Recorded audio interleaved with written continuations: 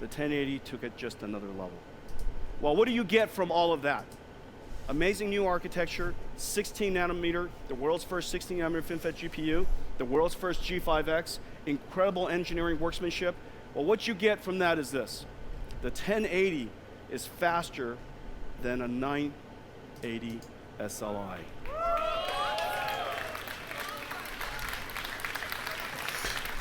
Well, let's see the benchmarks. This is an impressive claim. 1080 is faster than 980 SLI. But a 1080 is way faster than the fastest in the world today.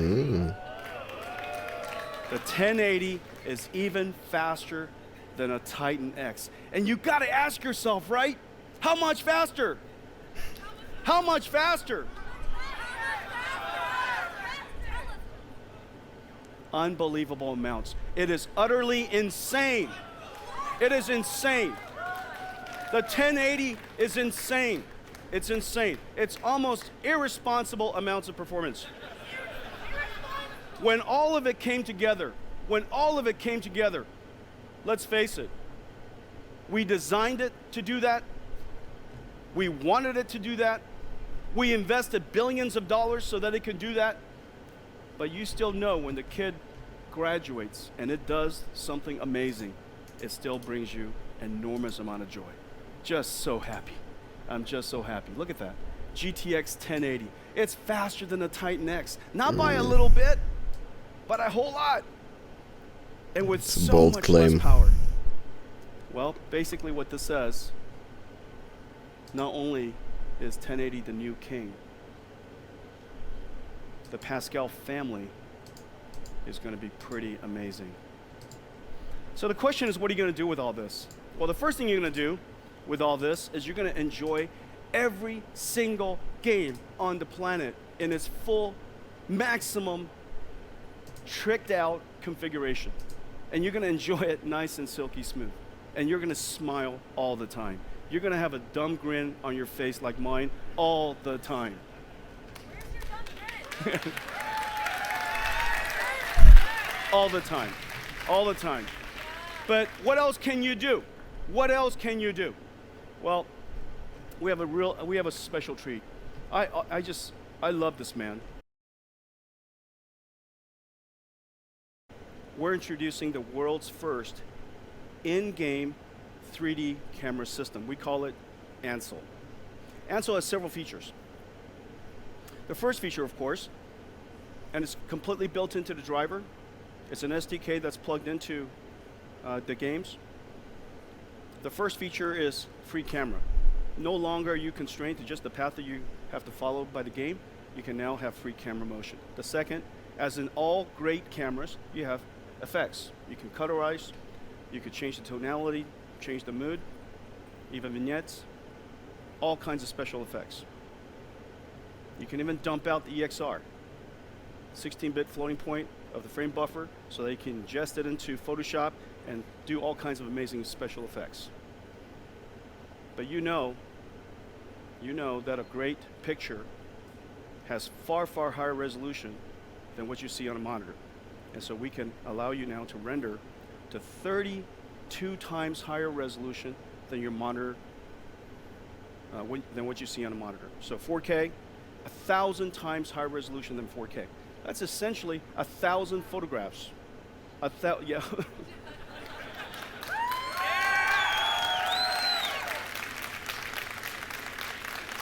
Imagine a photograph with a resolution of 1,000 iPhone 6s. Crazy levels of resolution. And of course, don't forget, we are a 3D graphics company after all. And you are in one of the most amazing virtual environments you can imagine. And these environments are now so beautiful, technologically so advanced, artistically so beautiful. Why shouldn't you take it in full 360 stereo?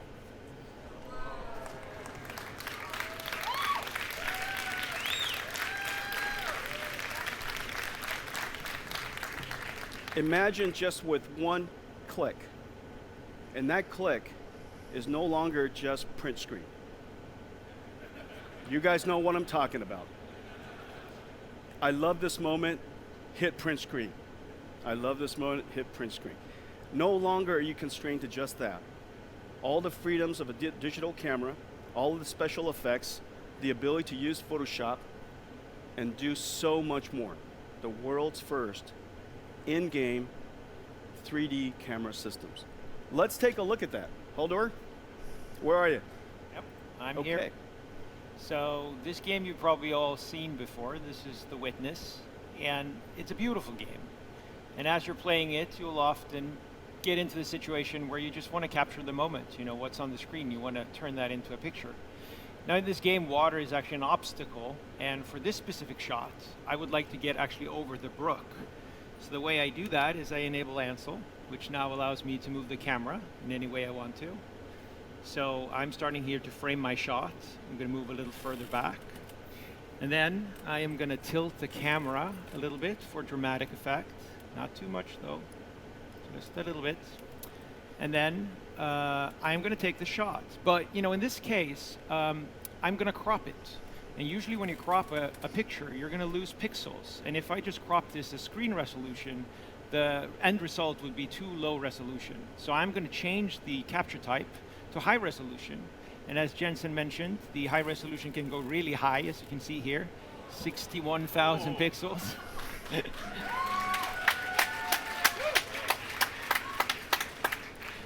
Before this demo, we're going to leave it at 5x. And that's generating all the pictures. And then those are going to be stitched together. Now, there are more features here, like filters. So let's explore those a little bit. As you can see, I've changed the colors quite a bit here. And we can change and add a vignette, for instance. Maybe tone down the brightness a little bit. And create exactly the mood that we're looking for, like this. And now if I fix the roll here again, and we go back to just normal settings, so it doesn't look like a horror movie anymore. Then you can see the changes that we made. Now we switch to the other machine so we can show the picture that we just generated. Yes, that's it. And now we're going to crop it. Yep, that's good. And there you go. There's unbelievable. My work of art. All right. Now, Holger, let's also show them what a 360. Yeah, let's do that. Like. Yes, exactly. Because, you know, like the picture we just took is just, of course, the viewpoint that we saw. But, you know, often you have something which you want to share the full environment, the full experience. So let's take the slider all the way over to 360 stereo and generate a full sphere of the environment. And now we can look at that actually on an HMD. If we switch to the Vive display, okay, which is actually ready. So here I am. I'm holding on to this. Yeah. A one click, take a stereo 360 photograph, and now I can enjoy it on my head mount display.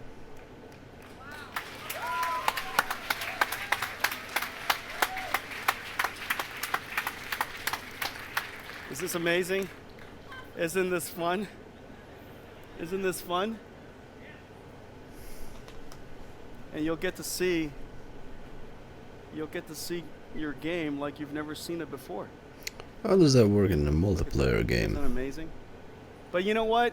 We have a I think the game even more popular way of enjoying VR. Support this system that people, before it works. These are going to sell like hotcakes, but you know that there's a lot of people who won't be able to enjoy them with these head-mount displays for some time. And so we thought, wouldn't it be great if we made it possible for you to enjoy it on your phone? And so.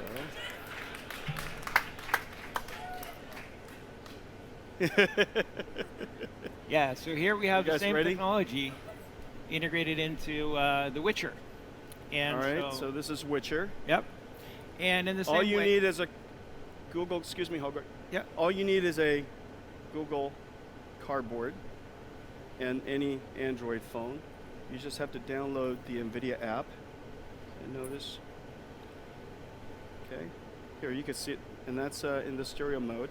And if you don't have Cardboard, and you would just like to fly around that world, what do you think about that?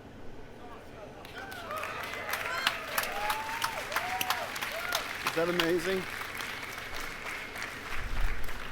Look at that. Look at that. This is just thousands of hours of fun. We'll just sit there and fly around our virtual game all day long. Share with your friends. Alright, Okay? man, just move it. Move NVIDIA along. Ansel. It's pretty good, yeah. It's pretty good for generating awesome thumbnails. The world's first in-game camera system. Ansel is coming to games all over the world.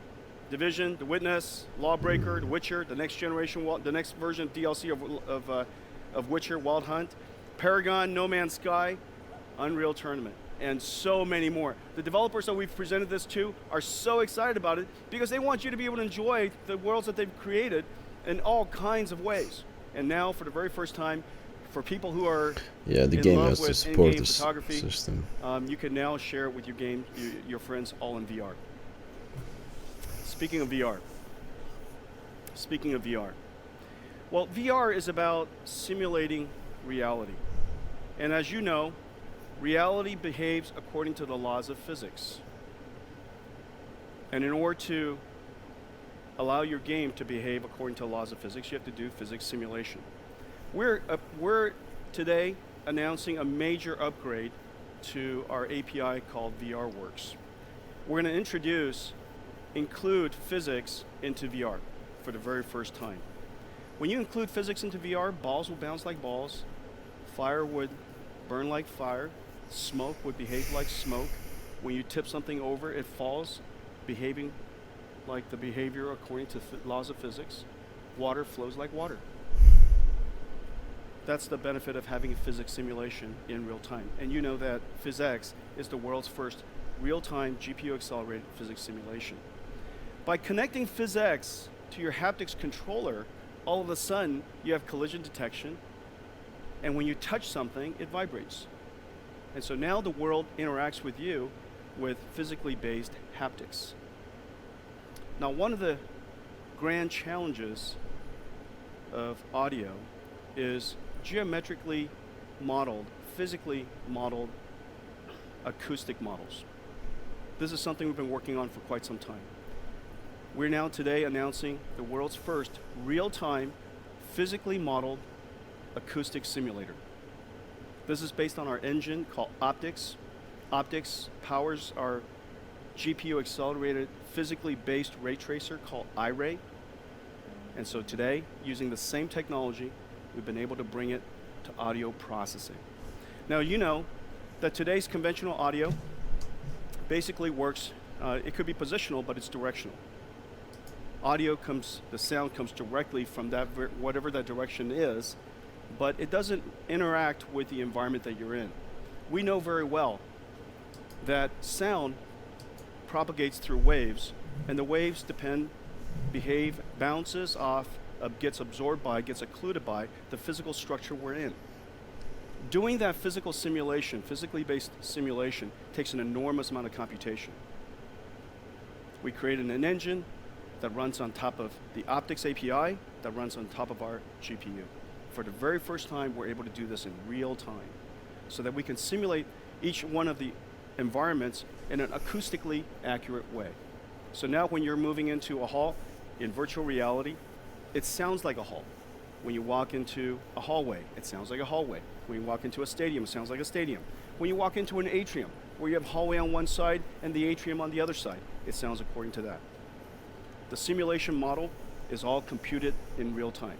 One of our GPUs can compute thousands of these rays, bouncing all around these environments. Yeah, it's a problem when you have accumulating it exclusive and turning it into a convolution filter. stuff. The filter is then applied to each one of your ears. Some people have to the AMD audio stream that you GPUs, hear, and and as a result of that, what you happens hear then? The VR game sound. doesn't support I can't fancy demonstrate sound. it to you guys because you're not in VR. Okay? We are already enjoying reality at the moment. So everything where it that's right, that sucks. We are, did you say it rocks or it sucks? VRWorks Audio, the world's first physically based acoustic simulator engine. Okay, amazing.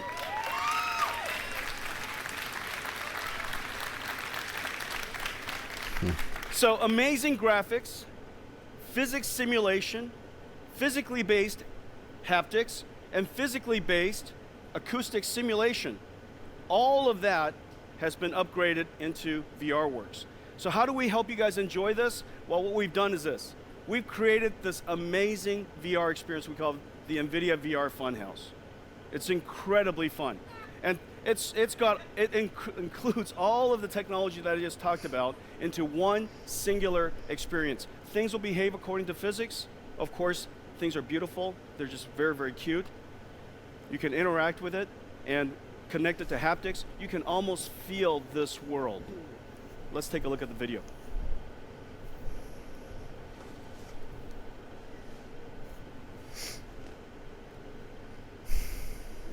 Just want to see the GPU.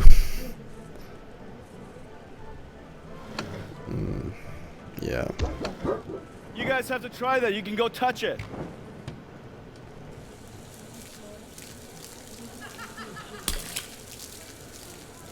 Tell me that's not fun.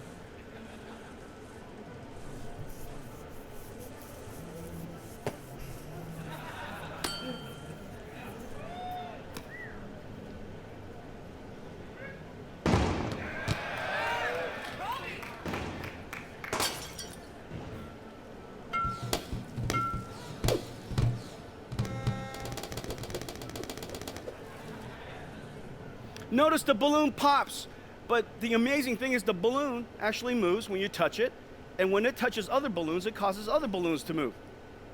When you pick up a basketball, that basketball, when it touches other basketballs, instead of moving into the basketball, merging into the other basketballs, they actually touch the other basketballs and everything all moves together. Okay? Like normal physics is physically in the games modeled. that support Everything physics. in this world behaves according to the laws of physics. And as a result, you're suspended in this virtual world. So the second announcement today is a major upgrade to the NVIDIA VRWorks to include a whole lot of physics simulation technology, and one of the major upgrades is VRWorks Audio, the world's first physically based acoustic engine.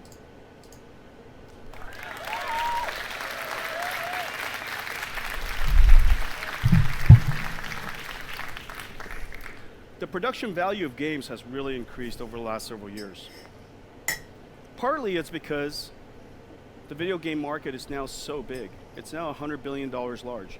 And the game developers, competing for your benefit, competing for your business, continues to make games better and better all the time.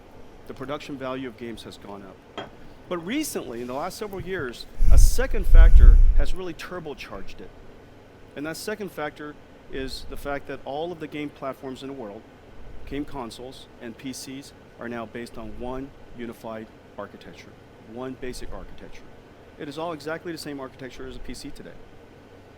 Instead of fragmented architectures where it's impossible for game developers to overinvest in any single platform, and they have to dedicate a lot of their engineering to porting games over and over again, now they have one single platform they can focus on, one single architecture essentially to focus on.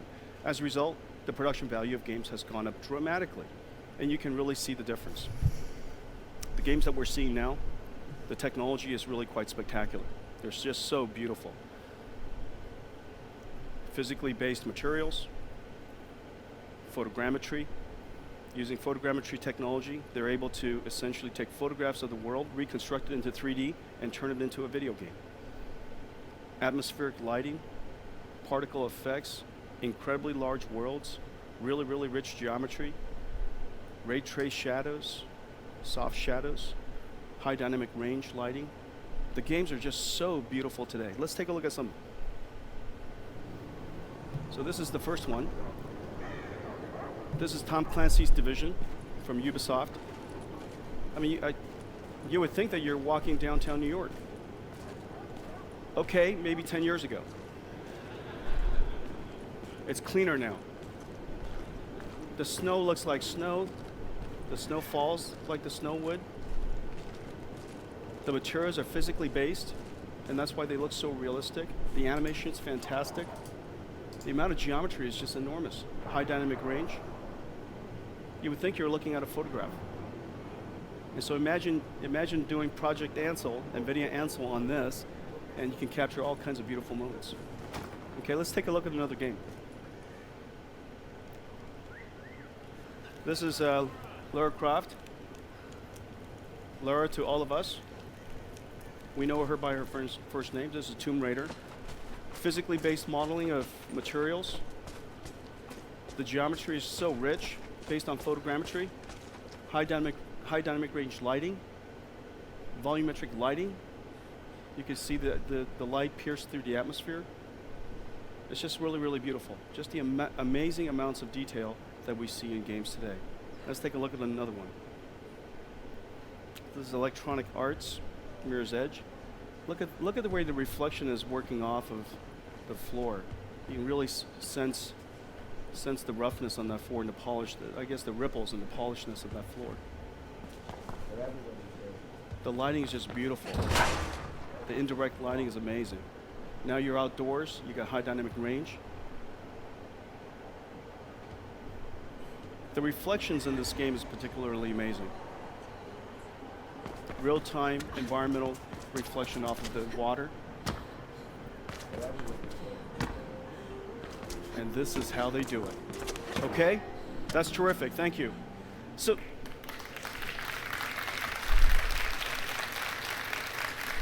this just gives you a small taste of the amazing quality production value of games today.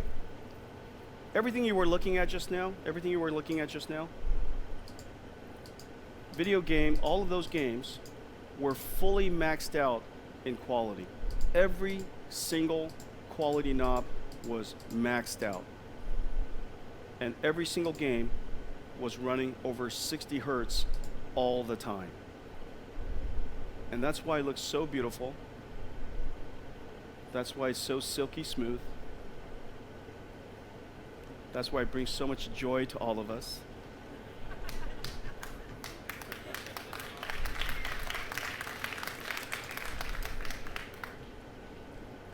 Just makes you smile, doesn't it? Just makes you smile. All of those games were running on the Nvidia Geforce GTX 1080.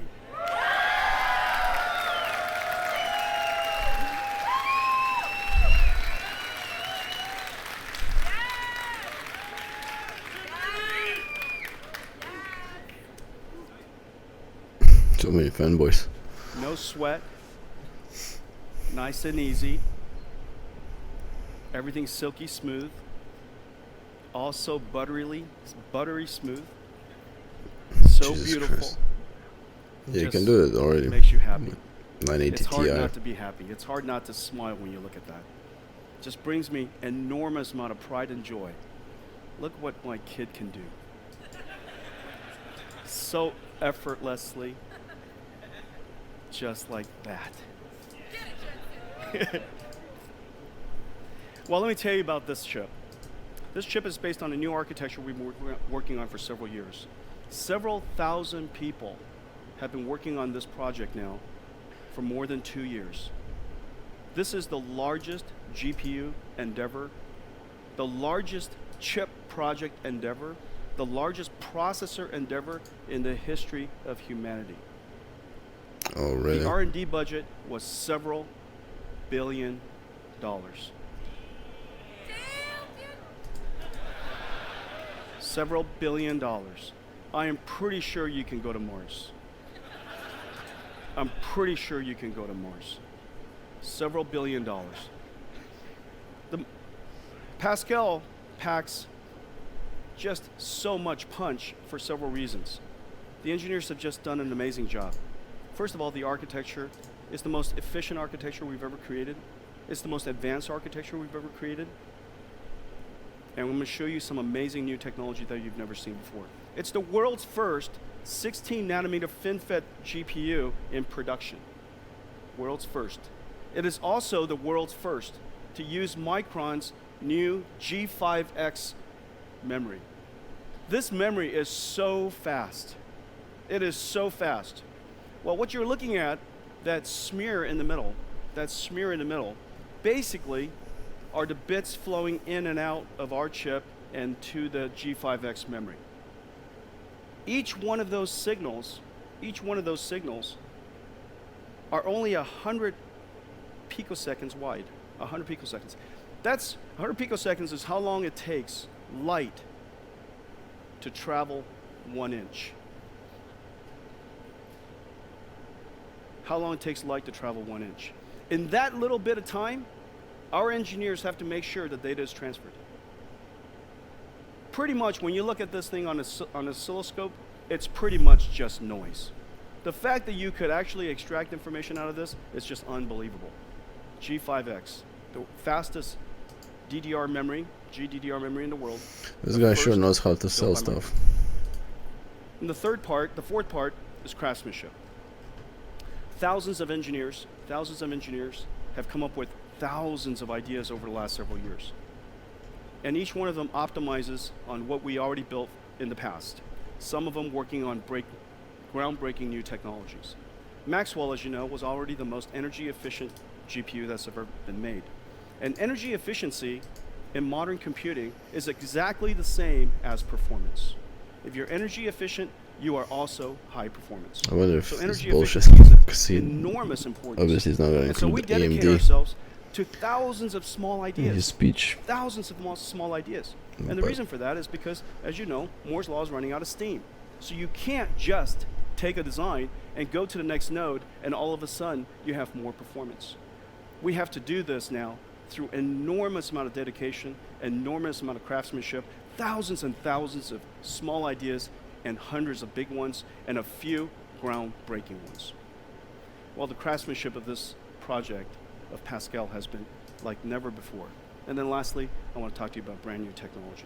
But let me show you a few things first. Craftsmanship. I can't show you the thousands of ideas that we worked on, but I selected a couple. And this is how we designed the system around the Pascal GPU. This is the system around the Pascal GPU. Don't forget, when you pull energy out of your wall, it's 120 volts. It's 1,000 watts maximum. However, we take that AC power, we reduce it down to DC, and it's now 1 volt and nearly 300 amps. And that 1 volt and 300 amps is being delivered at multi-gigahertz.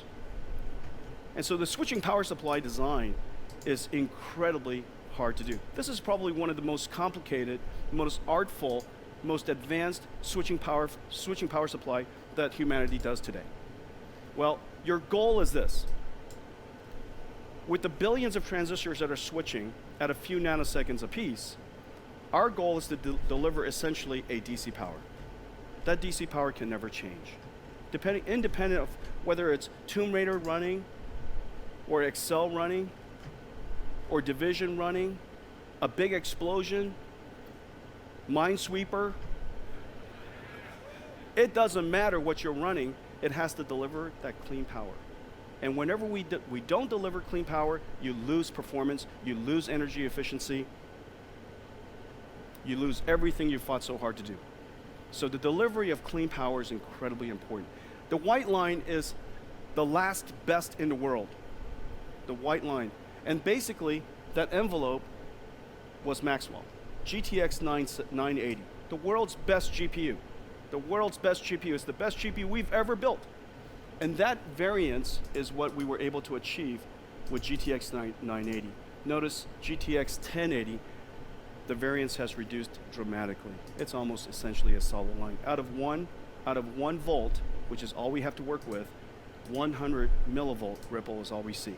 The second, we want to deliver that efficiency, that level of power, that level of current across the entire operating range of our GPU.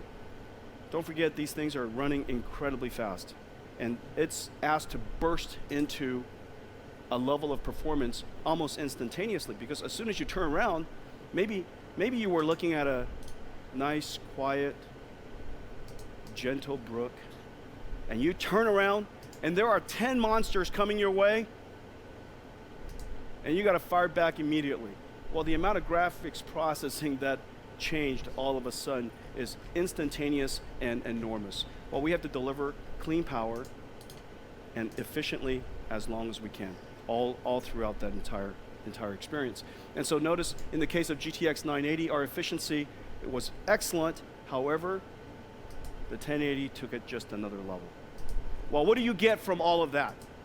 Amazing new architecture, 16 nanometer, the world's first 16 nanometer FinFET GPU, the world's first G5X, incredible engineering workmanship. Well, what you get from that is this. The 1080 is faster than a 980 SLI.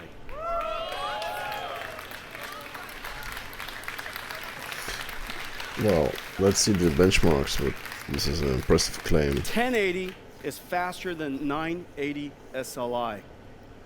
But a 1080 is way faster than the fastest in the world today.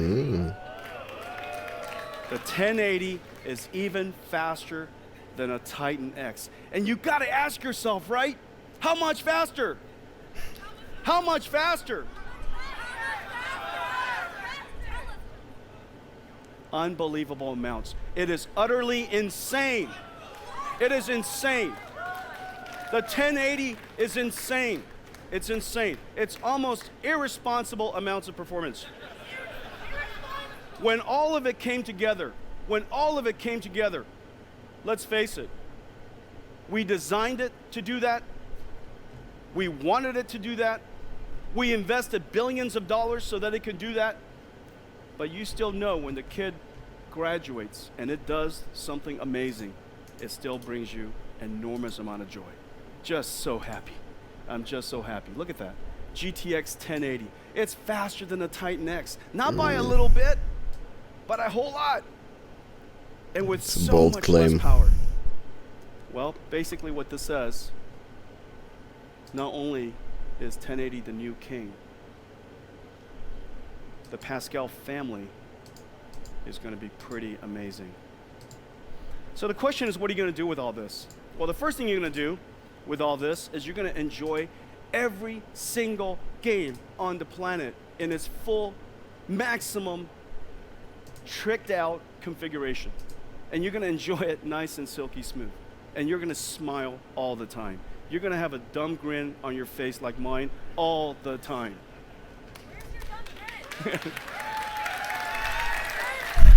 All the time. All the time. But what else can you do? What else can you do? Well, we have a special treat. I love this man. We've been working together now in our industry for a quarter of a century. Few have made a greater contribution to the advancement of the technology and the art of video games than this man.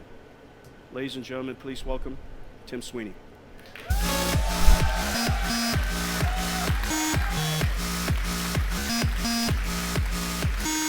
Sweet. It's great to see you. Now, you don't get an introduction like that every day, brother. Yeah. Paragon. What is Paragon? I don't know what you. I don't even know what you're talking about. I don't. Are you one of the early adopters, early previewers, game testers of Paragon? All right, you're the man. All right. So anyways, we could talk about all kinds of stuff. We can spend here. We can talk all night. And then tonight, after this, we will talk all night. I mean, there's so much that's happening in the game industry. I mean, one of the first things, of course, 25 years ago when we first started both of our companies, and we were trying to revolutionize gaming with PC gaming, there was a lot of technology to create. There were a lot of issues in the industry, but we worked through an enormous amount of it.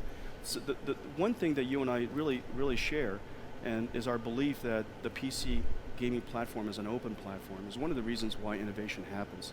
You know, could you, That's why what we do you think create about that? proprietary Yeah, apps. absolutely. You know, it's the openness of the PC platform that's made it the center of It's innovation really awkward for him the to entire talk. technology industry for at least 30 years. The GPU revolution started Hair right works. here on PC, before DirectX even, with OpenGL and its predecessor libraries. The VR revolution now is being driven on PC, where the open architecture means that you can combine NVIDIA GPUs and VR headsets from multiple manufacturers together, and everything just works. It's an awesome platform, which means that developers from a wide range of industries with a wide range of games and different tastes can all contribute to it in amazing ways. It's the world's best platform for all kinds of gaming, whether it's MMORPG, whether it's first-person shooters. It's going to be the best platform for VR. It's just the best platform for a lot of different things for that very reason. That the entire world, the smart engineers of the entire world, can all contribute to making that platform better. And because it's wide open, it allows all of us to innovate at will. Yeah, absolutely. And at every point in history, PC has always had the absolute best graphics hardware available. That's an important point in the progress of the industry. And it improves every year, thanks to you. Thank you.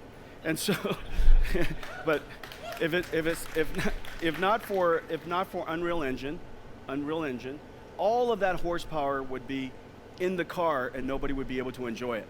And so no, it is really not an understatement. And I think all of these people in the audience would surely agree that if not for the Unreal Engine, computer graphics today, gaming graphics today wouldn't be nearly as beautiful, nearly as advanced as it is. Thank you. And so Tim, we're here to talk about, and you and I haven't spoken yet, and I'm dying to know what you're going to say. And we just never rehearse. That's our thing. And so we got to just talk on stage. I mean, the thing that I'm dying to know is what are the things that you can do when you have graphics performance like a 1080 and you have capability like Pascal? What are the type of things that we can look forward to in terms of the future of gaming graphics? Well, this new level of performance you're delivering really bridges the gap. Historically, there have been two branches of the computer graphics industry. There's been, world-class photorealistic movie quality CG rendered offline, at hours per frame on these very high-end server clusters. And then there's been real-time graphics powering PC gaming. But we're at the point now where we can ask, can we not have both? And so here I'm looking at something that is a photograph. I mean, it's an amazing photograph of I think this is what you guys do with your. This is a character study. This is how you guys designed the characters of Paragon. Yeah, that's right. Paragon is the new MOBA from Epic Games that combines the classical elements of MOBA gameplay with very high quality graphics. And as we go about designing new characters, we create these visual prototypes to ask, what is the absolute best visual fidelity we should strive for as a team? We do a lot of these experiments. They're often running at 1 or 2 or 5 frames per second. And we ask ourselves, what is possible? And then we strive to achieve that in real time. And this is what this is? This is a character study of something you can do in 1 or 2 or 5 frames per second. And so what are some of the special effects that we're looking at? I mean, how did you guys, this looks amazingly beautiful. What makes it beautiful? Well, we're seeing a very realistic material model, physically based material model that simulates the microscopic interactions between light and the properties of a material. So you get really nuanced appearances to the metal on the character's armor and the light transfer through his skin, the shading on the hair, and all of these other physically based effects, which we now generate not by just sitting down and winging it, but we actually study real objects in the real world, hair of real people, skin. We go out with photogrammetric utensils, little light meters, and all sorts of other devices, and actually measure the real world. And then we iteratively improve what we have in the engine until we've actually matched it and achieved it. So physically based materials, we're looking at the skin shader. Obviously, our skin has permeability, so there's this notion called subsurface scattering. Light comes in, picks up on some of the tint of your blood and your flesh, and then it scatters in all kinds of directions, and it gives you that lively look instead of a chalky, cartoony look of skin. The cloth is materially, physically based, and looks like cloth. And the thing that's really, really cool is it's just the shiny material looks so real. It just looks so incredibly real. And so this is something that today, of course, we can't enjoy in real time. However, it sure would be amazing if we can enjoy this someday in real time. Yeah, perhaps someday you can create some GPU technology that will make it possible.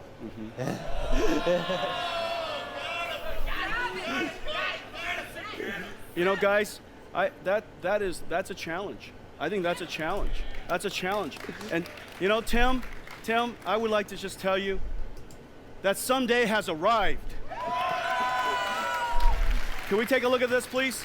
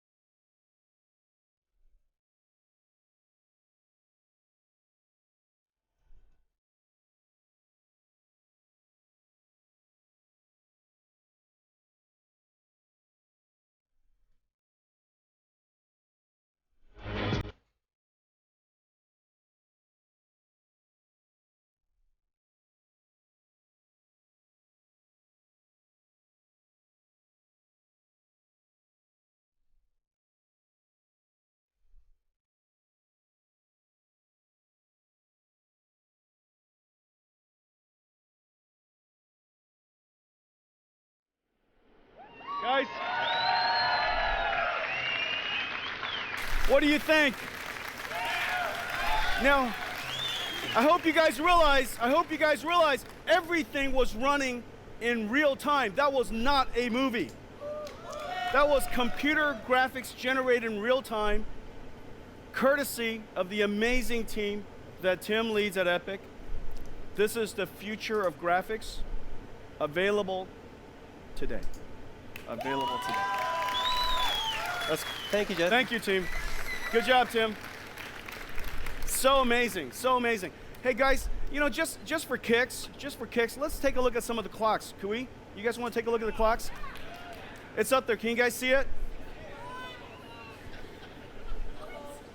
I know it's insane. It's ridiculous. It's ridiculous. The GPU is running air-cooled. Air-cooled. The GPU is running at 2.1 gigahertz. That is the fastest clocks of a GPU that has ever been achieved. Water-cooled or air-cooled, air-cooled or water-cooled. I think the only faster is a Maxwell GPU immersed in liquid nitrogen. And only barely. And only barely. Because of the amazing craftsmanship, because of the engineering that has been done on this product, its overclockability is just incredible. And look at that. It's running at just a nice, cool as a cucumber, 65 degrees C. 67 degrees C. You guys added 2 degrees to the room. You guys, all of you added 2 degrees to the room. Incredible. The invention of the GPU, as Tim was saying earlier, the invention of the GPU, the invention of programmable shaders, has taken computer graphics to just an amazing level. The technology is just really quite amazing today. And notice just the amazing beauty that you see. It's so realistic. Tim and I were up here talking just now, and frankly, we believe that in the next couple of years, we're going to leap across the uncanny valley. That it's possible for us now to recreate humanity, recreate human characters in a way that is not only realistic, but utterly attractive. And so this is quite an amazing time with computer graphics. But there's another revolution that's happening. There's another revolution that's happening. And it's really, really a big deal. Just as we invented programmable shaders and GPUs and has enabled this level of computer graphics and realism, there's another revolution that's happening, and it's revolution of displays. Resolution of displays is going up. The color depth of displays is going up with high dynamic range. Displays can now be curved. Displays could be put into a dome. There's all kinds of display technology that's happening. HMDs, VR HMDs, and also all kinds of other displays, whether it's lenticular displays, whether it's light field displays, holographic displays. There's all kinds of display revolution that's happening. Augmented reality, VR, all kinds of stuff. And what is in common with all of them is the ability, the need to be able to multi-project, to project a particular scene into all kinds of displays, into all of its displays, and to project a particular object into multiple eyes at the same time, into stereoscopic at the same time.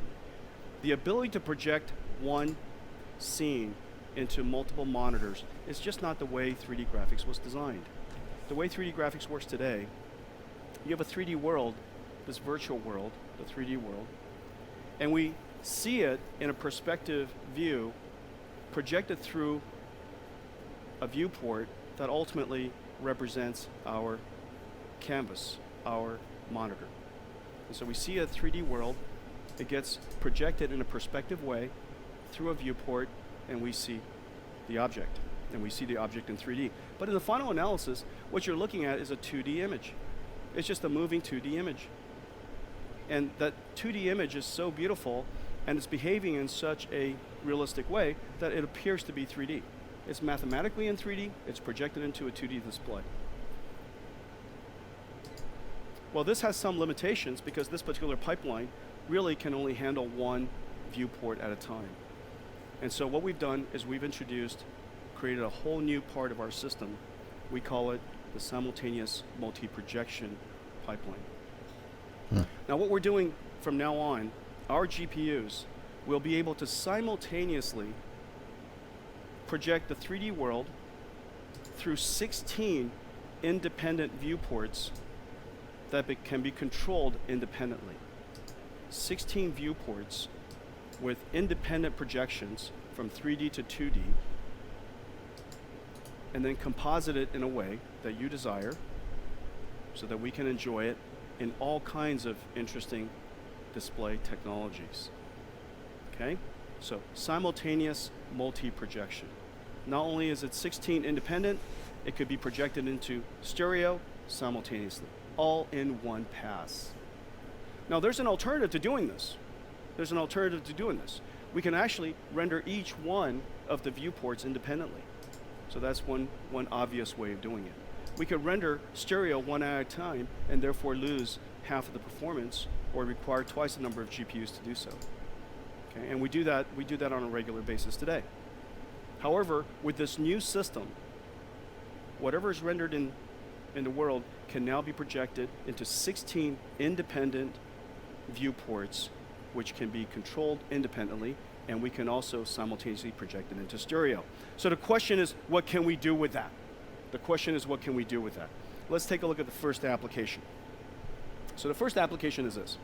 So let me before I show you, this is what, notice this is, you see the viewport that's surrounded by the green lines, the 3D world, the virtual world, okay, the mathematical three-dimensional world are the 3D objects up on top. And you're looking at it through this viewport and it's transforming it through this viewport in a perspective correct way to the camera. This is a virtual camera, and conceptually that's where you're sitting. And so now you're looking at the world through this viewport, and that world is a 3D world. However, if you would like to, well, hey Tom, can we do this? Can we move it around? Let's move that viewport around.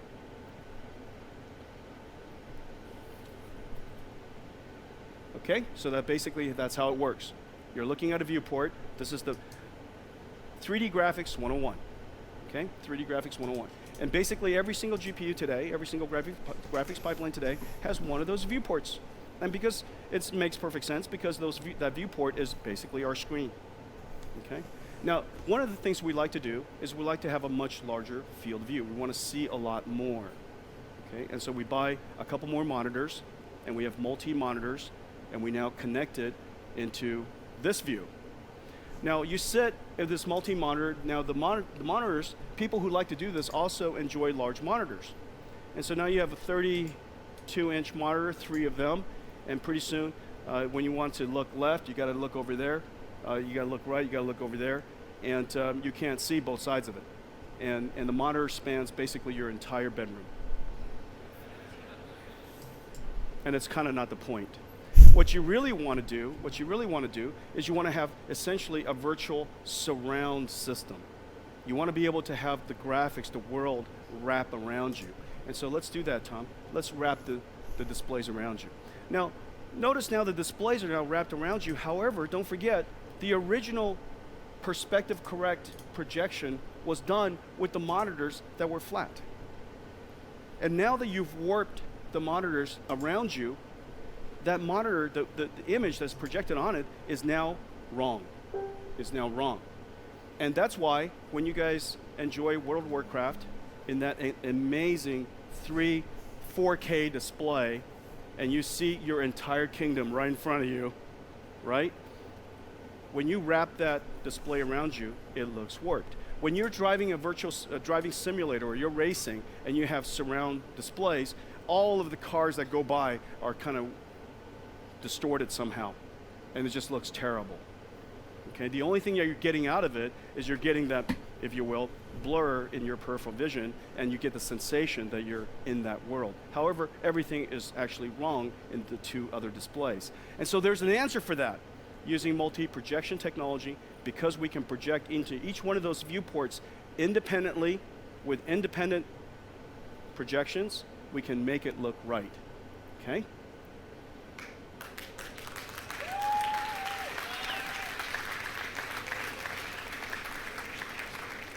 Now there's a solution for this today. Just buy 3 graphics cards. And in fact, that's what people do. You can buy 3 graphics cards, and if you can get the game if you can get the game to project it into each one of those displays correctly, you will have surround view. However, with GTX 1080, with Pascal, we can now do one single pass into 3 independent projections, and now you get surround graphics, surround view for free.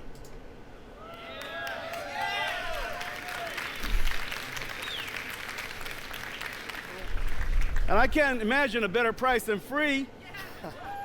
Unbelievable, okay? I doubt it's gonna be free. One benefit of multi-projection.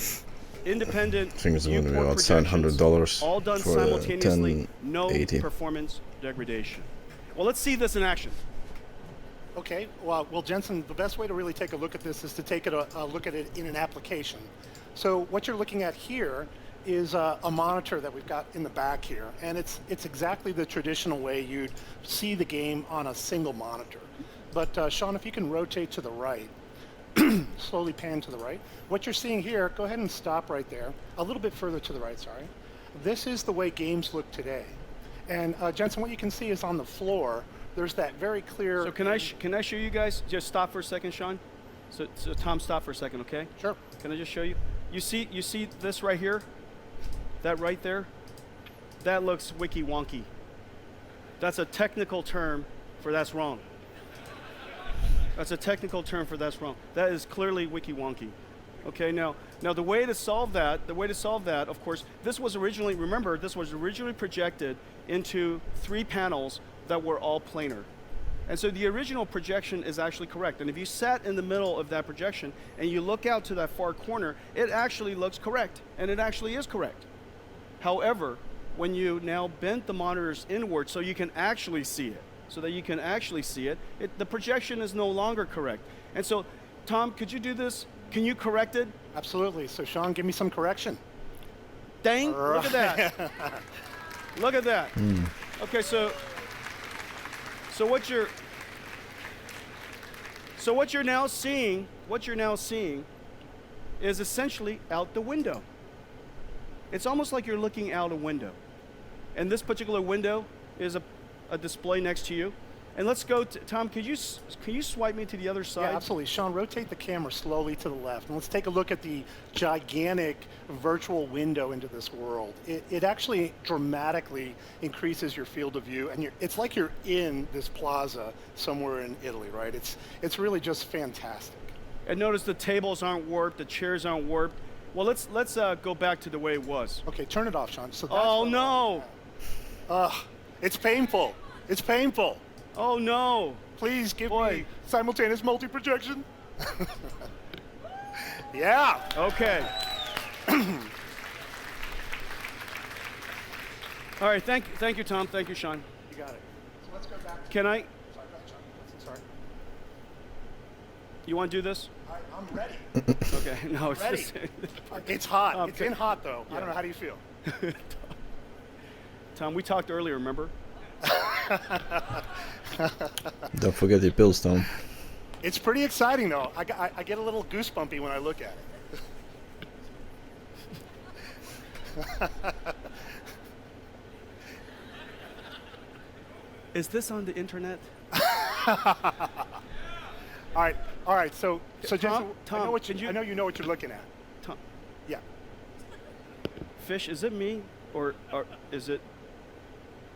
Can I just, Tom? Yeah. Could I do this for a second? Yep. May I just finish? Absolutely. All right. Thank you. All right. So, what is this? What do we have? Can we go back to the original slide, please, Tom? Please. The original slide. The way. Go back to the slide. The slide. Okay, so now we have. Tom, you do it. What's that?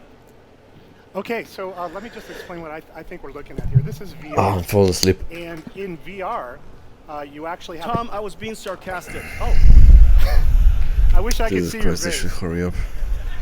I bet it's not happy.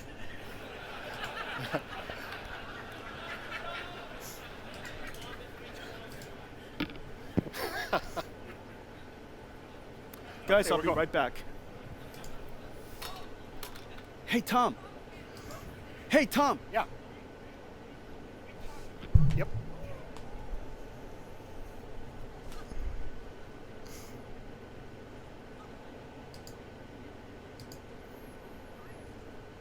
No, he's my best guy. Best.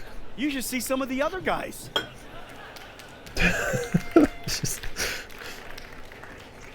Okay, so can I? So Guy. we saw multi-projection into 3 displays, and the fact that we could display into those, project into the three displays, 3 viewports, and be able to independently control them allows us to fix the warp, the distortion that otherwise would have existed.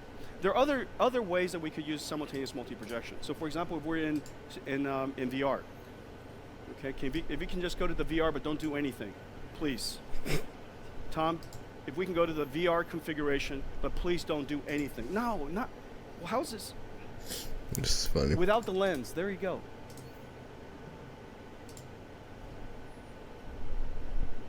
I'll let you know when it's the next thing to do, okay? Absolutely. All right, thank you. All right. And so I'll pay you double. Sweet. Man. I'll give you whatever you want. Just let me finish my job before DreamHack actually starts. Okay, so this is using multi-projection. This guy's pissed. Multi-projection of the same world now into 2 eyes. Okay? Now, when you're seeing something in stereo, of course, you see 2 different projections. Now, why this is really valuable? Now, before I tell you why this is really valuable for us to do the independent viewport control, the way that you enjoy VR is you put a lens, because your eyes are so close to the display, you can't focus on it. And so you put a lens in front of it, you put a little lens, it's like a magnifying glass, and now you can enjoy the display that's literally an inch away from your eyes, and you could look at that display. However, as you know, all lenses have distortion. All lenses have distortion. And so let's go ahead and put the lenses in. And so I was hoping to see distortion.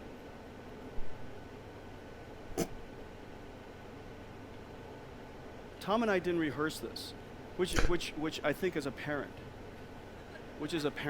And so what you should see is this. You're projected into the front of the lens. When it comes out of the back of the lens, it's now distorted. And the way that we solve that problem is we pre-distort. Hope Tom doesn't get fired. The image.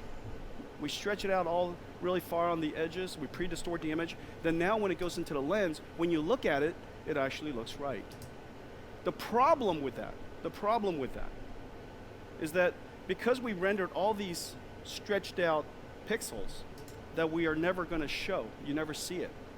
We rendered it for nothing. We wasted a whole lot of performance. And you know that it is so difficult to achieve performance at all in the first place with VR. We're trying to achieve 90 frames per second, and it's so difficult to do so.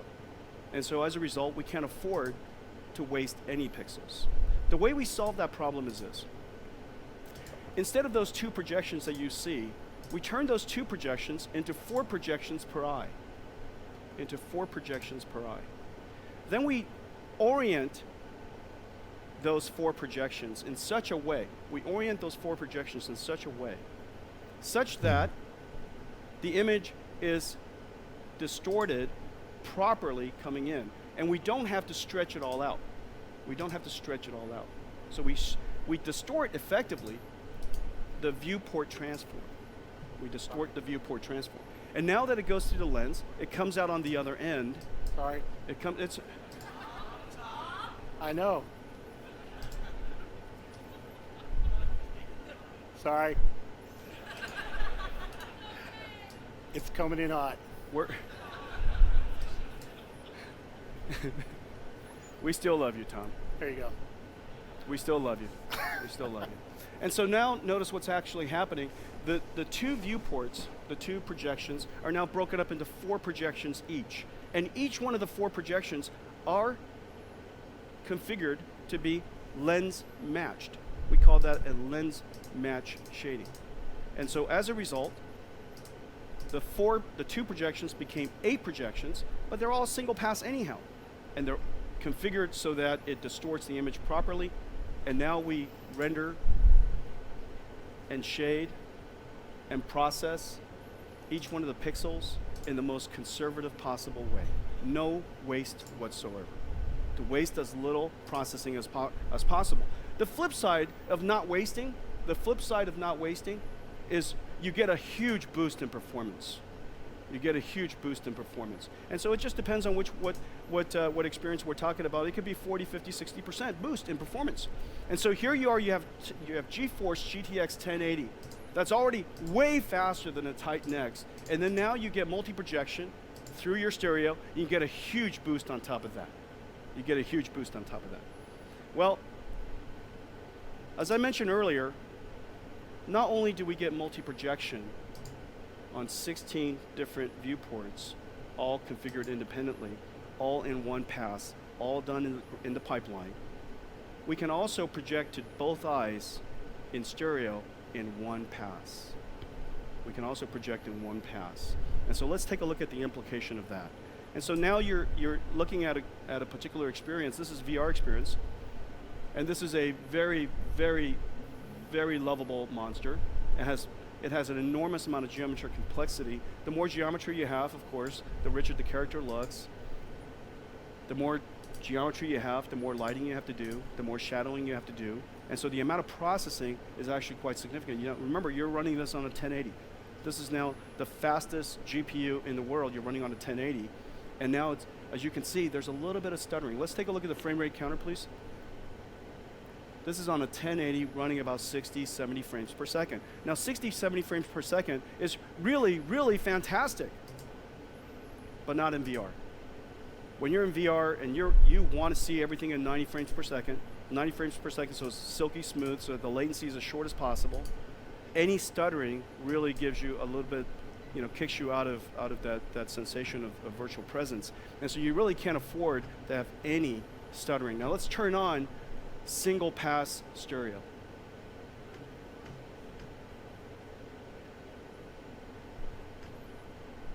Let's just enjoy this monster.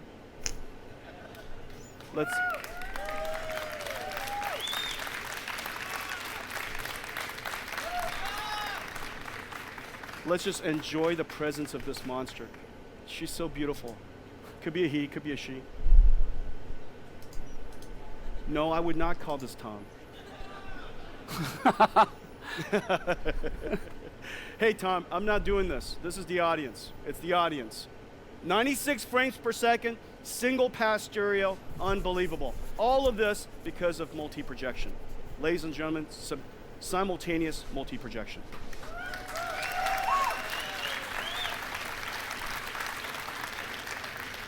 All kinds of interesting displays coming out. The revolution of programmable shading brought computer graphics to where it is today. But the next generation of computer graphics is really being immersed in the environment. It's really about being able to take computer graphics and put it into the physical world. So we're going to see amazing holographic displays. All of those display technology requires a brand new way to project 3D into our eyes. Multi-projection, simultaneous multi-projection. Pascal, brand new technology, a brand new type of graphics pipeline for computer graphics. I'm super excited about it. Now, when you compare that, when you put all that stuff together, 1080, Pascal, the amazing craftsmanship, and simultaneous multi-projection, GTX 1080 is twice the perf and 3 times the energy efficiency versus a Titan X.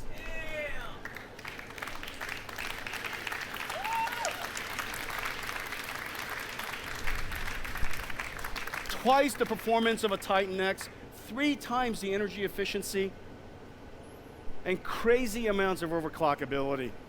Just crazy. That is the GTX 1080. We're so proud of it. I'm so proud of all the engineers that have made it possible. We made a small video for you. Let's run it.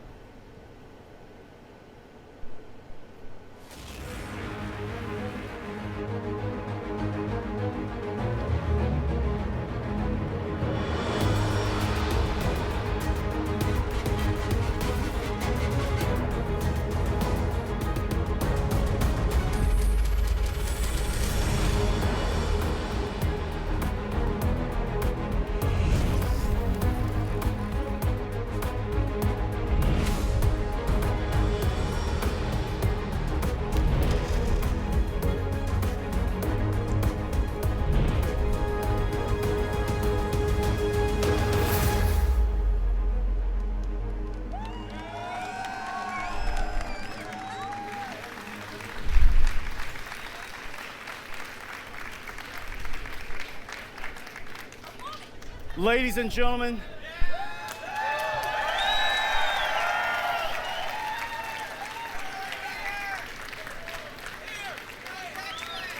the new king, GTX 1080.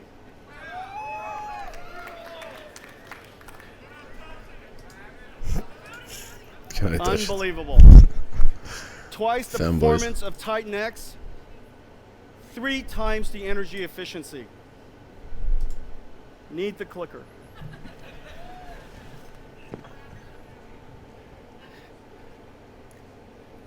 Everything's going so smoothly tonight, everybody. Unbelievable. Twice the performance of a Titan X.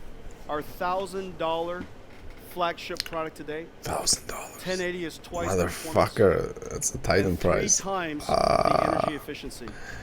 He kept on going Ladies about free shit. The GTX 1080. $1,000.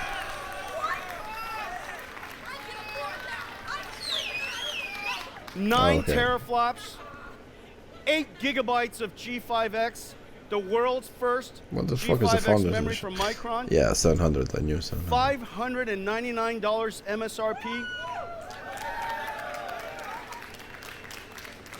The Nvidia designed Founders Edition, $699, gives you crazy overclockability. Amazingly beautiful design. I hope you love it. Twice the performance of Titan X and 3 times the energy efficiency. General availability around the world, May 27th.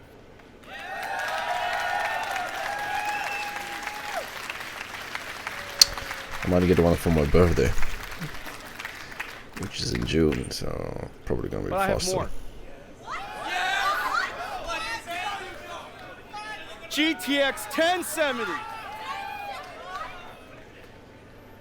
6.5 teraflops, 8 gigabytes of G5 memory, faster than a Titan X, $379 MSRP. And for the Nvidia designed Founders Edition, $449, available all over the world, June 10th.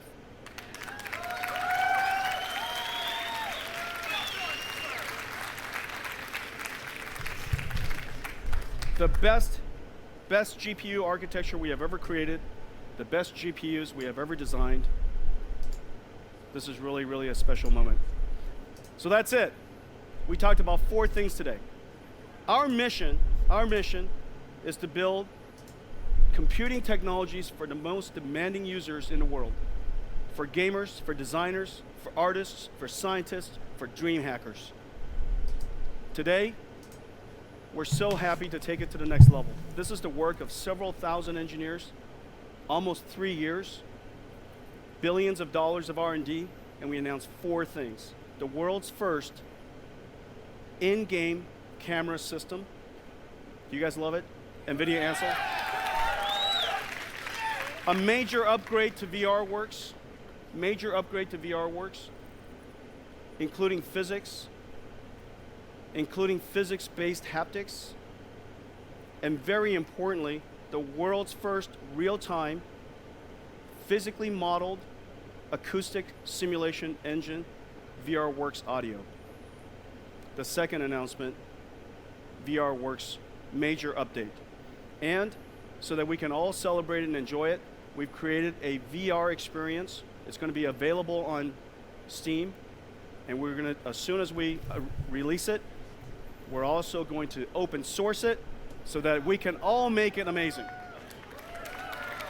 Oh, open source, first time for NVIDIA. Third, a brand new generation of GPUs. A new generation of architecture, guys, I'm really Pascal, tired. Thanks the best for that we have watching. ever made.